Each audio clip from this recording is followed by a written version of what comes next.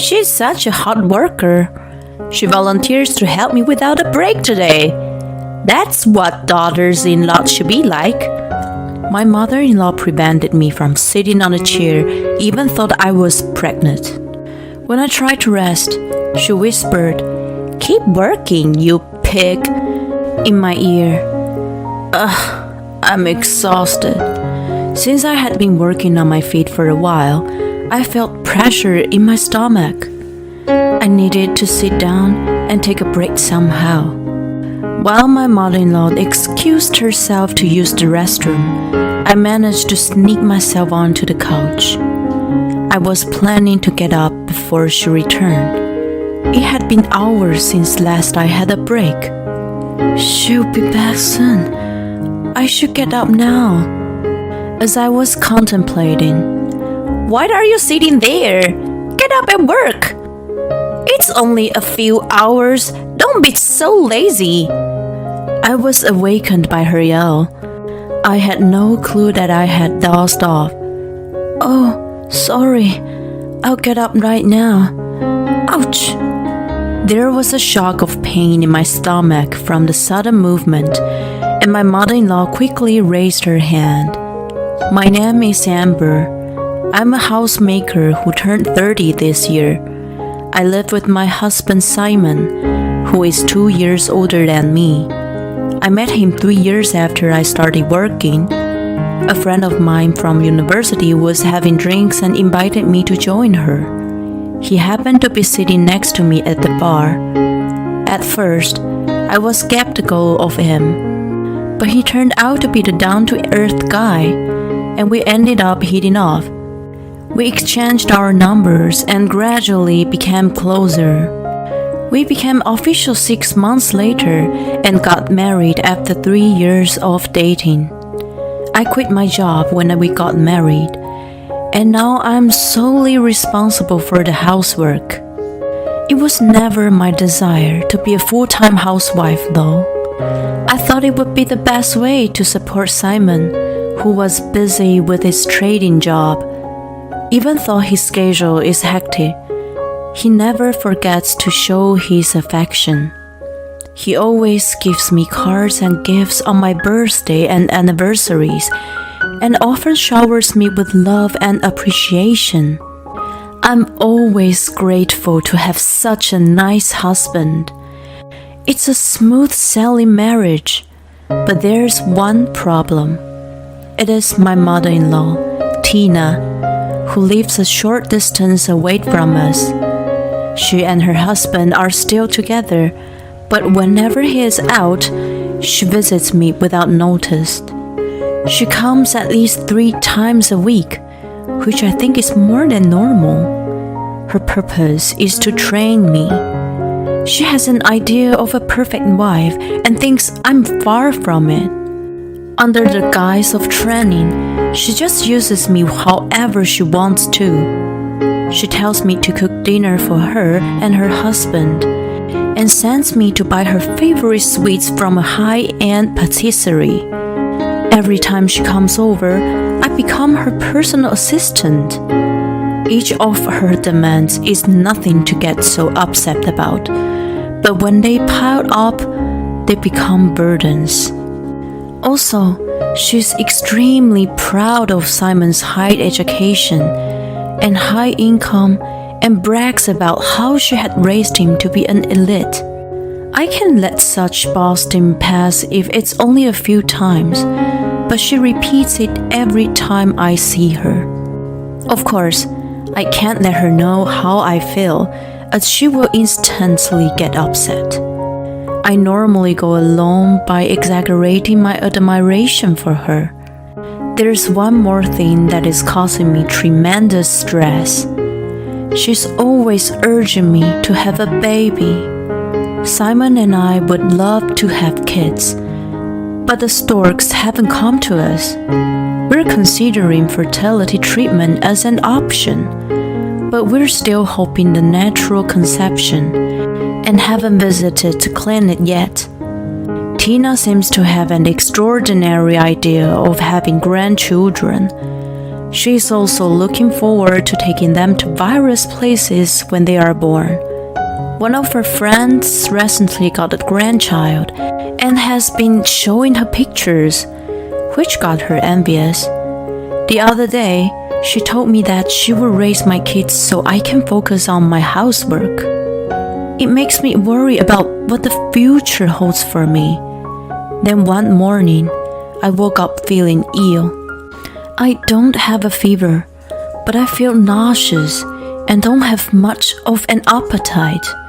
After Simon left for work, I rest for a while, but I am not getting better. I'm worried, so I decided to go to hospital in the afternoon. The doctor there tells me that I'm pregnant. I called Simon as soon as I get home. Hey, hon, I'm sorry to bother you at work, but there is something I really want to tell you. He alarmingly asks if everything's okay. We are pregnant. You're finally going to be a dad. He pauses for a moment and then screams in joy.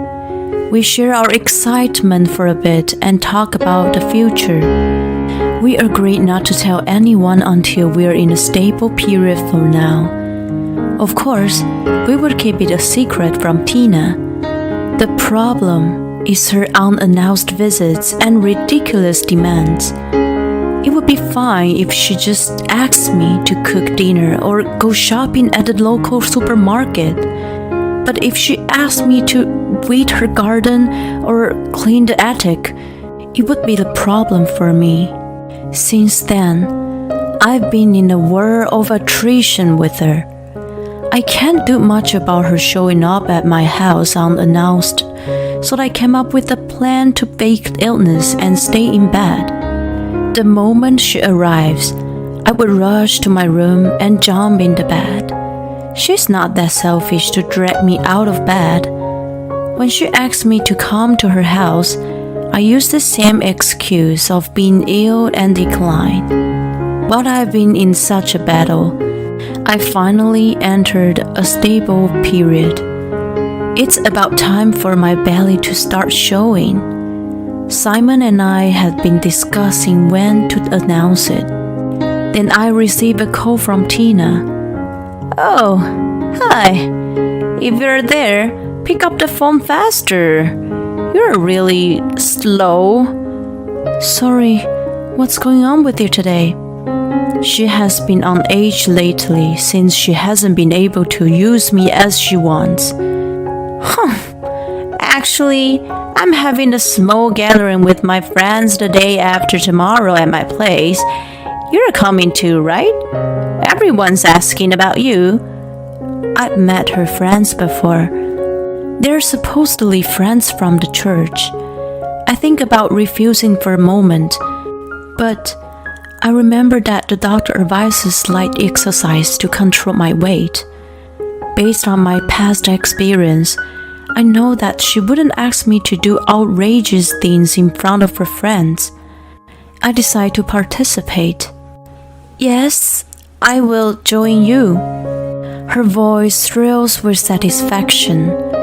Great! Come a little early on the day and help me with the preparations. She hands up the phone. On the day of the gathering, Tina calls me over early. It's supposed to start at 3 p.m., but I've been summoned and forced to run errands since 8 a.m., starting from laundering and cleaning to preparing lunch and even giving her a massage.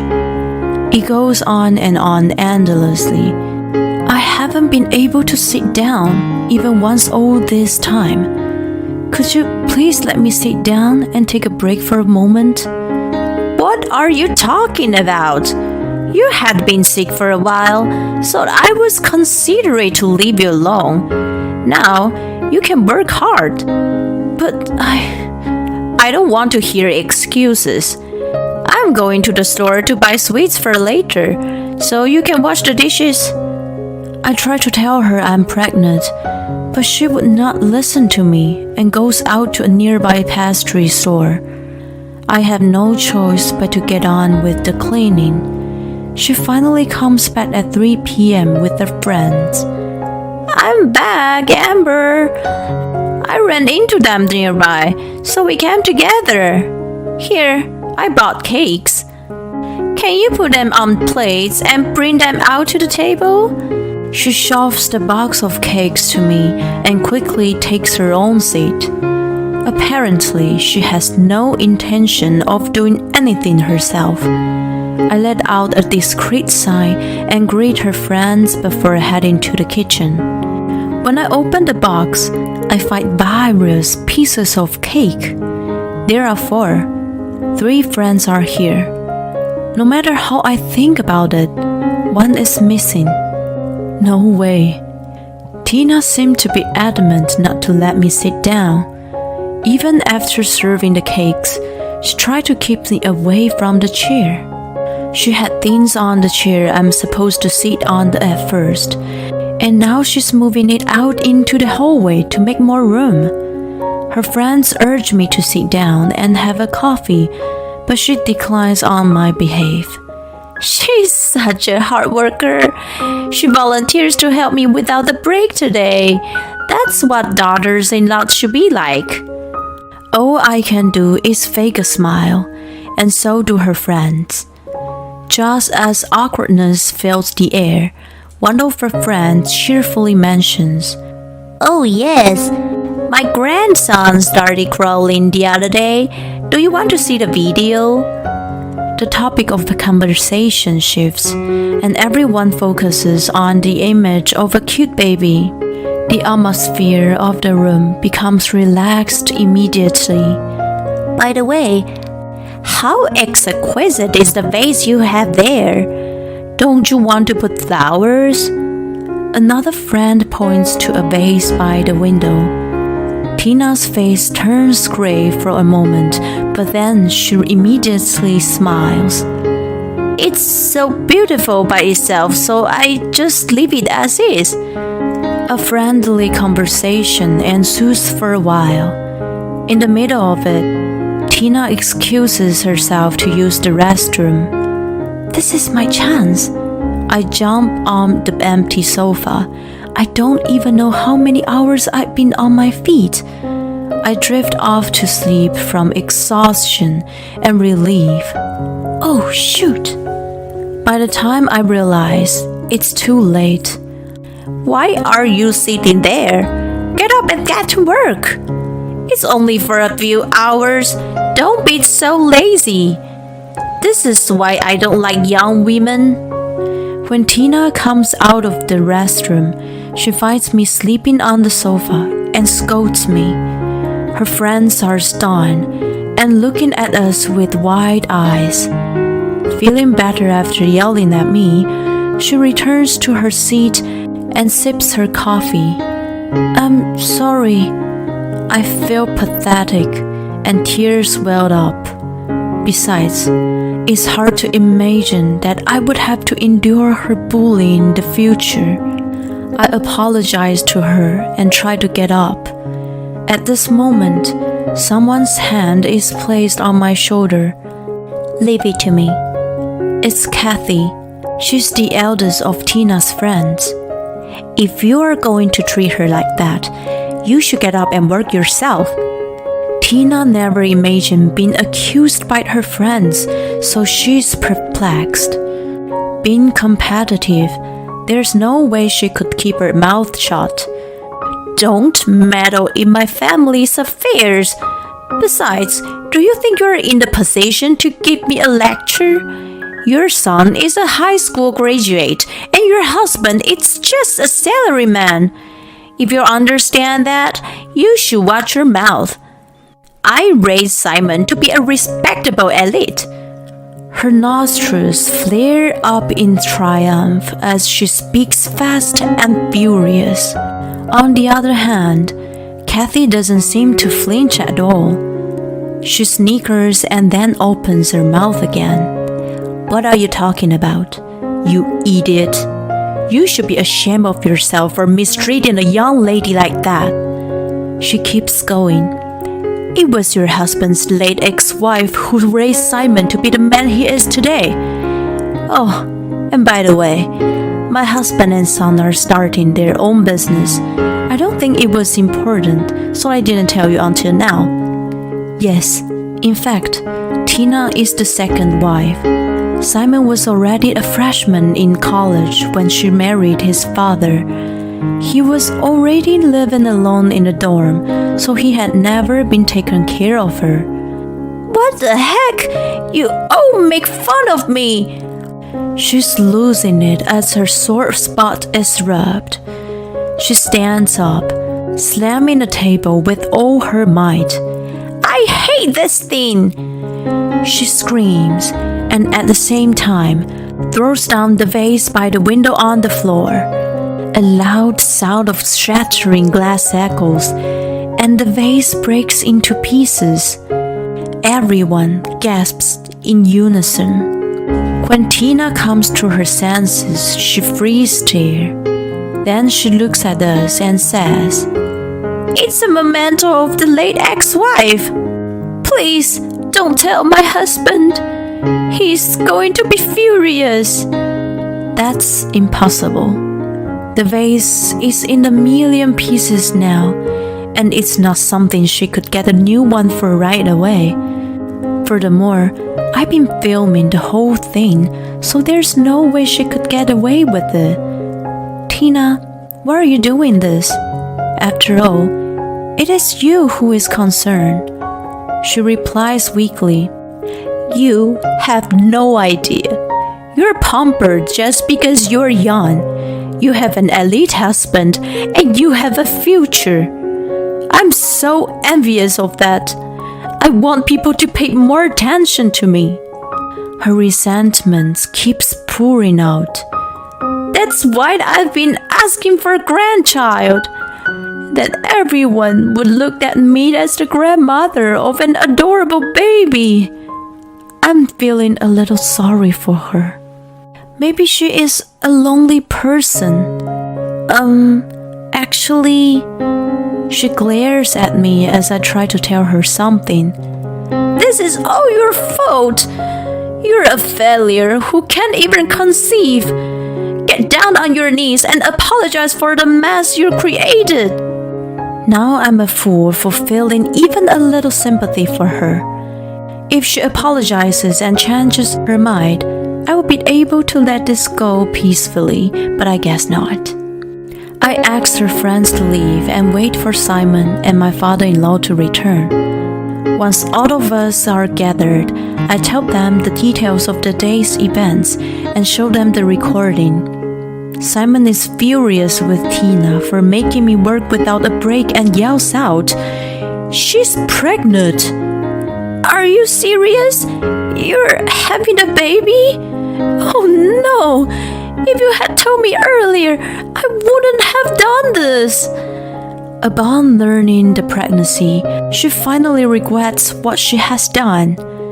That means I'm finally going to be a grandma. Of course, you will let me babysit, right? Please, I'm going to be a good grandma. Her attitude turns upside down now, and she is wiggling and pleading with Simon, who shakes his head in disapproval. What are you talking about? I'm not going to let you see my precious child. Tina's so shocked that she collapsed to her knees and utters a sad cry. I've been told lately that my father-in-law filed for divorce. She intentionally and maliciously destroyed a memento of his beloved late ex-wife. She had been fed up with her pretentious and selfish way, so it was a good timing to separate himself from her. Not only did he file for divorce, he also demanded that she pay for the broken vase. This caused her to lose almost all of her modest savings. She was literally kicked out of her house with nothing. She had been living a comfortable life, but now she's living alone in a small apartment. I, on the other hand, was able to give birth to a healthy baby girl. Both Simon and my father-in-law cried with joy. Of course, I was overwhelmed with happiness too. Every time her little hand squeezes my finger, I'm filled with tremendous love for her. I swear to myself that I would protect her no matter what.